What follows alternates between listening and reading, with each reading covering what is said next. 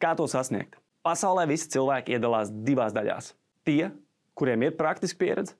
Ja tev grib sasniegt savus mērķus ātrāk un samazināt neizdošanās iespējamību, tad ir jāatrod cilvēki, kuriem jau ir tas, ko vēlēs. Cilvēki, kuri ir sasnieguši savus mērķus, bieži vien ir gatavi pastāstīt, kā viņiem tas izdevās, jo paveiktais rada viņos gandarījumu. Taču, kā jau mēs abi zinām, katram cilvēkam ir arī viedoklis, neatkarīgi no tā, vai viņš kaut ko ir sasniedzis dzīvē vai nav.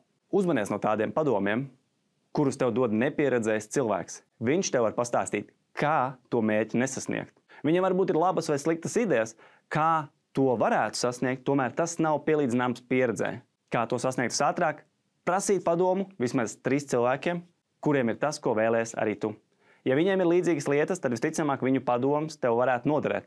Kāpēc jautāt 3 cilvēkiem, nevis tikai vienam? Jo viens spēs tev pastāstīt tikai savu pieredzi un visādas idejas, bet ar to nav pietiekoši, lai tu labāk izprastu esošo situāciju. Tāpēc 3 jau ir labs sākuma punkts, lai tu kļūtu daudz gudrāks un nepieļautu viņu kļūdas. Ja es, piemēram, vēlētos uzlabot savus sekmes skolā, tad atrastu kādu skolēnu, kuram ir tādas atzīmes, kādas vēlos, un sarunāt ar viņu mācīšanās laikus, lai mēs varētu mācīties kopā, un tādā veidā es uzzinātu, kā mācās viņš vai viņa, un apgūst zināšanas vajadzīgajā līmenī.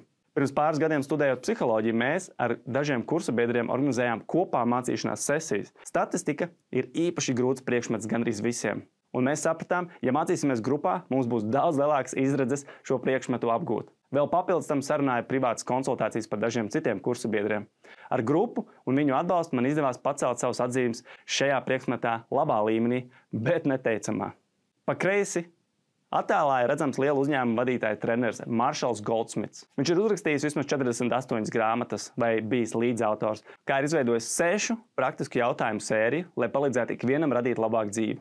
Kā saka Goldsmiths, cilvēki bieži pārtrauc sev katru dienu uzdot šos jautājumus ne jau tāpēc, ka viņi nestrādātu, bet tāpēc, ka tie strādā ļoti labi. Mudinu arī tevi nākamās 2 nedēļas no šī brīža atbildēt uz šiem 6 jautājumiem ar jā vai nē tieši tik vienkārši. Ja tomēr neizdevās izturēt 2 nedēļas no vietas, tas nekas, tu vienmēr vari mēģināt vēlreiz. Rītdien sākot skaitīt no pirmās dienas.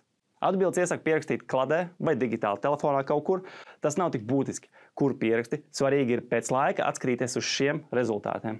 Pēc tam varēs apdomāt, kāpēc kādu no lietām ir daudz vieglāk darīt nekā citas. Mentors ir savā jomā pieredzējis cilvēks, kurš labprāt dalās savos pieredzes stāstos un padomos. 6 jautājumi no Marshalla Goldsmitha labākas dzīves radīšanai, ja uz tiem atbildēs katru dienu. Vai es darīju labāko, kas ir manos spēkos, lai uzstādītu sev skaidrus mērķus, aktīvi pavirzītos savu mērķu sasniegšanas virzienā, meklētu jēgu tajā, ko daru, būtu laimīgs, radītu pozitīvas attiecības ar citiem, un vai es darīju labāko, lai būtu klātesošs un pilnībā iesaistītos šodienas notikumos. Šos jautājumus iesaku apskatīties arī autora izpildījumā, ejot uz konkrēto video.